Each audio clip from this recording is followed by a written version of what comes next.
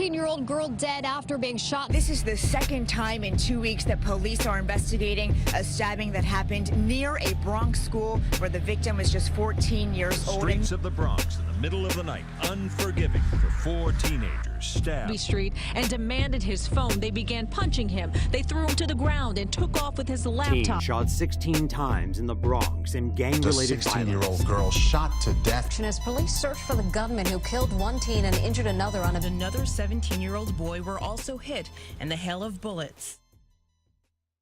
One day I was walking home with my mom, and it was it wasn't that late, it was like maybe 11, 12 o'clock at night, and we're coming home from a family event, and it was just, you just heard a whole bunch of gunshots, and it was scary, and then all you see is a whole bunch of people running, and it's just like, you don't know what to do, because it's like you're in your neighborhood. Do you run back to the street where anything can happen, or do you run home where it seems like the problem is coming from? One time I was with my grandmother and my sister and her 1-year-old baby, and we had to run from gunshots. So it was like, I have to make a change because I can't see this having to happen to somebody else that maybe, God forbid, they can get actually hurt. Violence in the community, it's kind of a scary thing. It happens a lot. It's kind of scary that as much as it happens. I mean, I don't feel like my community is very safe because like I don't feel like it's safe because like it's very, how do I say it, like it's a lot of drugs and I know like it's a lot of guns because like I see people with them, so like I don't feel safe sometimes when I go outside because, you know, I feel like every moment like my life could be taken. Anytime people keep saying, oh, they just got shot for no apparent reason or something just killed, it's just that there's some people who need help and there's some people who still need something.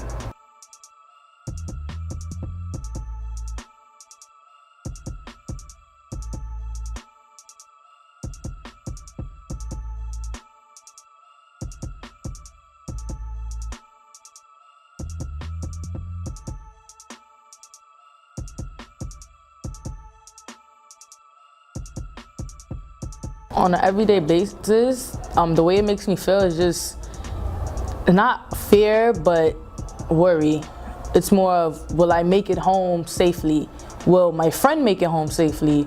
And there's times where I even go home and I'm like, all right, cool, I'm home, but when my mom, my sister get home, I'm not gonna stop worrying until they're home fine. Around the neighborhood, I walk different places, so it's like you hear all the stories, or you watch the news and you see, oh, this happened around your neighborhood, this happened near your school. And then it's like, oh wow, this could happen to anyone, there's somebody I know, and then it's like, well, I don't want that to happen, so let's see how we can stop that from happening. NYCHA's vision is that our kids grow within the housing authority, have a safe place where there's an environment where they're connected to their community, they take ownership of their community, and they can come and go freely within our developments and grow to be strong, personable individuals. We were ex-community center workers that now working in a department called resident engagement, and I guess the mayor's office felt it important that we connect with NYCHA residents and specifically our youth to engage them in community leadership programs. We were all looking for, you know, a way to connect. Young people won't come out unless it's something that they want to do, you know, and as we've heard from the other staff or the other leads, this is stuff that we already are very familiar with, and it's kind of what we'd be doing anyway, working with young people and encouraging them. We're passionate about what we do. We enjoy youth. We enjoy making a difference. We enjoy making a change. We enjoy also mentoring our youth and listening to their concerns and trying to address their concerns. And with any projects to improve the community that they want to do, we're there for them to support them in that. I met David, who was walking around trying to find actually young people, and he was looking for a site to work with young people in particular. But also he mentioned about youth council, which we already had a youth council here, but this was definitely specific for NYCHA residents. And we have NYCHA young people, so I was able to coordinate some of the youth that was already a part of our youth council, to gather some of them and then kind of introduce this whole concept to them. Scary at first, because we had to go out there and recruit kids that we didn't have a relationship with at first. I mean, clearly in the beginning, there's always going to be, some indifference. Like any one of us, we're always reluctant, to open up when we meet new people. At the beginning, it was more of, I want to find out what you're offering and what I'm doing. Now it's more of, I look at some of those people as like people that I'm going to have a bond with forever. So I think that as time went on, they felt more comfortable. Our trust began to develop a lot more, and we were able to see who they really are and really get the message about the changes that they wanted to see in their communities. Just seeing those little sparks of them believing a little bit more each time that we were who we said we are, and that we're consistent, that we were always going to be there. And when they let their guards down, they were able to accomplish, I think more than they imagined. Another tool that I was able to learn would have to be just actually creating events and learning more to show how we could make our community a better place. Being able to see that they can actually do something great when, they felt that a lot of people haven't believed that they were either capable or willing. They've kind of overcame a lot of those challenges. Well, honestly, when I went home and I saw everybody on the news, I felt proud, and I felt proud of what we've achieved, how far we've gotten. And then it was funny because all through the night my phone was blowing up. Oh my gosh, I saw you on the news! Great job! This and that. And it was like wow, I felt like I've done something great for my community. I've helped out so much. It was kind of a process of allowing them to see that we really meant what we said, and we were really here to provide them with the support and ear, because sometimes they just need someone to listen to them. NYCHA, of course, is brick and mortar, and we're a landlord. We provide homes for our residents, but we also have an aspect that we have quite a lot of concerns about the safety aspect. We want to build and have a community where people are safe, where families can grow, where kids can play. Some teenagers living in public housing gathered in Brooklyn today to show that there's no age requirement for shaping the world around them. The New York City Housing Authority launched 10 youth leadership councils around the city late last year. Before long, hundreds of teens signed up, jumping at a chance to give back and be heard. It makes me feel good about myself, to make me feel like I'm not the only person trying to make a difference in my community or anywhere. Welcome to the Youth Leadership Council Summit. You were tasked with planning and executing community service projects throughout the year in partnership with NYC Service, and I want to thank my partners in government from NYC Service who are here. At today's summit, you'll recap all of the different events and ideas that helped determine your local priorities. And not surprisingly, many of you focused on issues of safety, personal safety, neighborhood safety. In fact, 5 out of the 9 youth leadership councils focused on violence prevention and awareness. I also saw and was able to participate in Earth Day celebrations, other opportunities that sought to advocate for changes in local laws, collaborating with neighborhood police, and you all have found ways in which to make change, and we should not underestimate the power of a small group of dedicated people.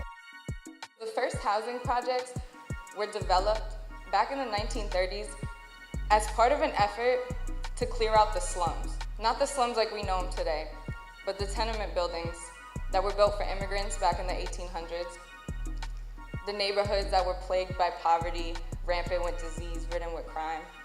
The law called for modern, safe, sufficient housing that would be and remain affordable for even the poorest people in the city. This solution, the first low-income municipal housing on New York's Lower East Side. Basically, the projects were built to replace the slums. Yeah, we just came from the Bronx. Yeah. We took the 5 train? The 2? Okay, we took the 2 train. The one that came first. So we want to thank everyone for coming. This is looking beautiful. I'm feeling the vibes. They got my back. You see this? Give them a round of applause. They make me feel safe. I remember I'm just reflecting this morning on my way down. And I thought about September 2016 when we first started this. It was not that long ago. And I thought about how myself, my colleague Carmen, and Ms. Williams, Carmen is running the slide. How we walked around the South Bronx wondering how we were going to get young people involved in our National Youth Leadership Council. So we just walking around. Nobody wanted to. They asked us. I remember one of them telling me, "If I join the council, what are you going to give me?" I was like, "What?" That was you, right? But check this out. I was like, "This is not about what we're going to give you. It's about what we're going to build together." You feel me? So that's what you're all doing here today. So give yourselves a round of applause. I applaud you all because we registered about 39, 40 youth, and they're still here. So if you're in the audience today, give yourself a round of applause. So without further ado, I present the South Bronx Youth Leadership Council. South Bronx Youth Leadership Council is a leadership development program comprised of youth ages 14 to 21. The South Bronx YLC provides youth with a platform to use their voice to become ambassadors of positive change. Voices can be heard, and now this is that we're actually doing something. Our voices are finally being heard as teenagers. And this is our Green Day event. It was the first annual event where we got youth from all over the city to engage residents to celebrate community unity. So this event will be part of an ongoing youth anti-violence campaign. It promotes education as a tool for success. The core of this event is actually non-violence. They're advocating basically to get the word out, talk about how we can build a safer, cleaner community.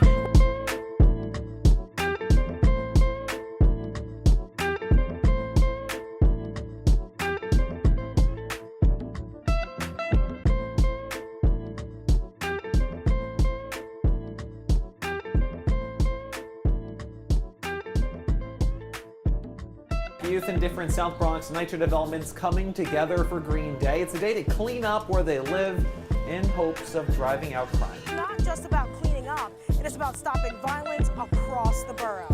The Green Day event put on by the Nitro Youth Leadership Council, an organization made up of 14 to 21-year-olds who live in public housing and want to change the environment around them by planting gardens, clearing trash, and coming together.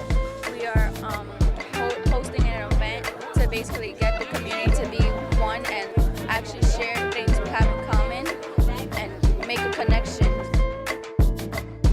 This was a South Bronx community-wide event. Mott Haven, Patterson, St. Mary's, Brook Avenue, all a part of Green Day. They thought that it would be great for our youth to kind of advocate, to start connecting with adults and seniors, to kind of bring folks together to kind of celebrate that positivity.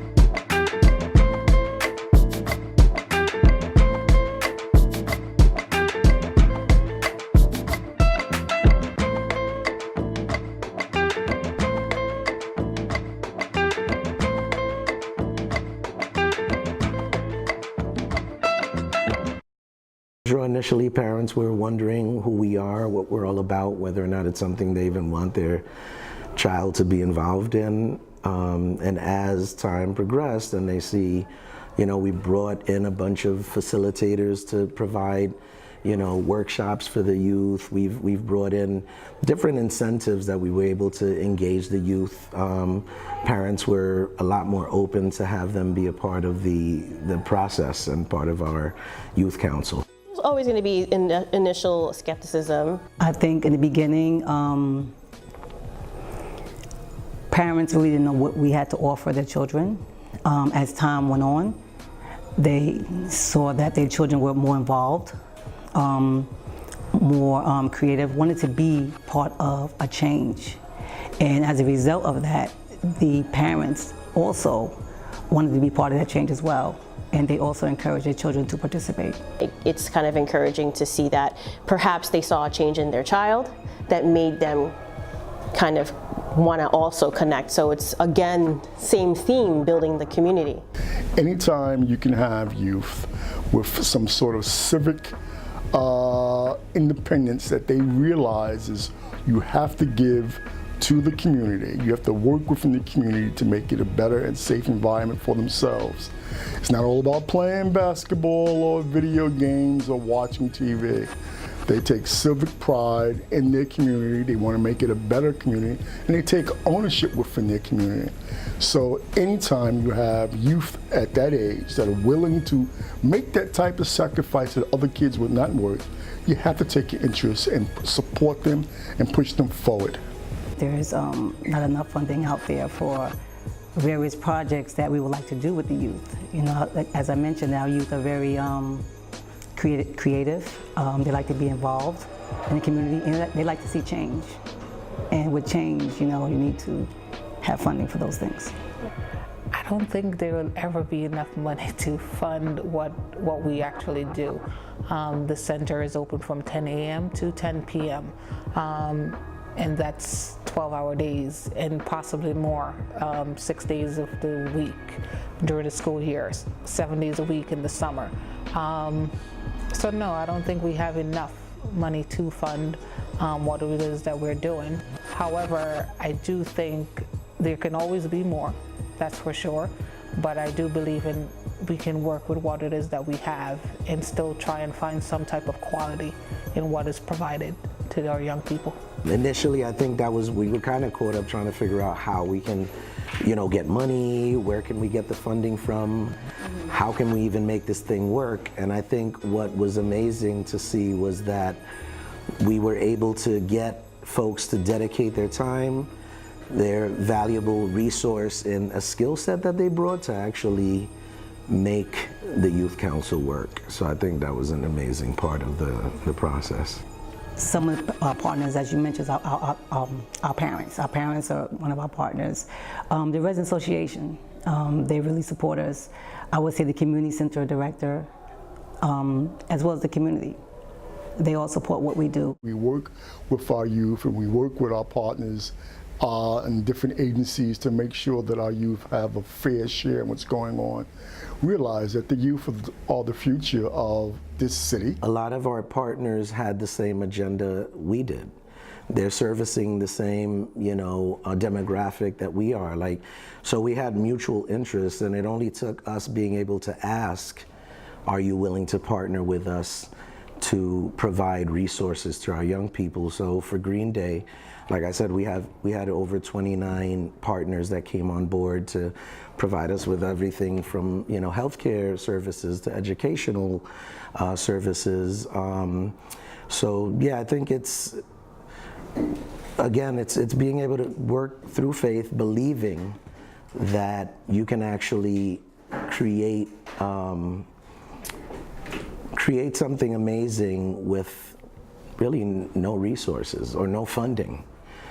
So I think that was an important thing to show our youth that it's not just about money, it's about time. We have various partners from different organizations and companies, but I kind of want to go back to the members of the community themselves. So whether it's the grandmas and the aunties or the business owners and the bodegas, I feel like it's very impactful and powerful that they're starting to have an opportunity to see the youth from their community in a different light. So as a result, from Green Day, they may recognize them from seeing them participate in that event, and there may be a little bit of a different reaction, whereas you would see a group of young people, maybe it's an older person, and they're a little bit they want to stay away from them, they don't necessarily feel safe, but if they recognize this group of young people as the people that helped put plants in the community and clean up and did that nice family-friendly event, then they'll be more likely to say hi and look out for them, and the other way around. So it's all about building those relationships, and I feel like those are the most powerful, resourceful partnerships that we could have made. We're grateful for the connections with the companies and all of that, but I feel like this is the one that might be a long-lasting, connection. We were able to achieve something that everybody who at the beginning of the program was doubting us about. Some people keep thinking some people from the Bronx are nothing sometimes, or we can't make it to something like that. They never thought that we could have a Green Day event. They never thought that they could actually get a group of kids to come every other Monday for a meeting to talk about issues in the community. They didn't think that could happen, but anything's possible, I mean, anything can be done, especially if you're a community. Anything is possible at this point. How do you create something from nothing? And I think that we were able to do that together. Every young person was definitely responded in a positive way when we had someone representing an area of that connected with their concern of violence in the community or safety in the community. So when we brought in facilitators, they were open, just as open as they were to us as the leads of the council. They were open to what they had to offer, and they always offered something in return. I was again impressed with how they kind of asked questions to NYPD and kind of caught them off guard, and and impressed the lawyers from NYCHA's law department. David, Alina, and Carmen have been doing an awesome job in getting young people together, organized, and I appreciate that there's a core group of people that are committed and continues to be that consistent group of people that young people can look to, because they like consistency. So I think that is important. What I want them to accomplish is, once again, that feeling of ownership, that this is their community, and what happens in their community, they can make a difference in a positive way. We like to connect that not just with the South Bronx, but the East Bronx, the North Bronx. Let's come on into Manhattan, let's go over into Queens. All of it should be connected together, that they can make a difference if they try. They can make a difference and be those who set the example and lead the way for the youth that come behind them. Basically, the program was able to give me an insight on how NYCHA feels and what NYCHA is doing. I just want to make some changes to the person understand how life is going. I don't want them to see the bad, I just want them to see the good. What I see myself doing is actually taking action more, speaking my mind, actually going out and finding resources. And it's like now that it's helping, it's like I'm not getting bullied anymore, and I'm helping or trying to show other kids that you can use your voice instead of using violence to help. I feel like it gives me leadership skills. It kind of teaches me how to be a leader. And it gives me it lets me know that if I actually do want something, that it's possible, if I want to see change, that is possible, that my voice counts, yeah. This group has influenced my school life to do better, because I know that I can get really good scholarships and stuff with this knowledge. It's helped me grow as a person, showing me responsibility, respect, and how to help others, how to more so help others. I know life in the Bronx is hard, but it's you need to be smart what you really want here. Because in everybody else's eyes, it's, well, New York City Housing Authority, they don't do anything. They just watch us struggle every day and they don't help us. But at the same time, it's really they're trying to help us. It's just all about everybody communicating. And that's just what it's all about, communicating and getting everybody in. Because we deserve to have a voice too. So it shouldn't just be adults. We should be able to help ourselves and others as well. Fair part of the program and everyone helping like some people and helping the ones really want to change, really want to fix their mistakes or fix everything and make a second chance. Being there with everybody and sharing our thoughts, our ideas, anything together, because together we can make something happen. My favorite part of the program is being able to come and actually discuss the problems that we have in our community and find ways that it can be fixed. And instead of just talking about the problems, actually going out and fixing the problems. Because there's one thing to think of something and then to another to actually take action. And I think that's what the good thing about the Youth Leadership Council is.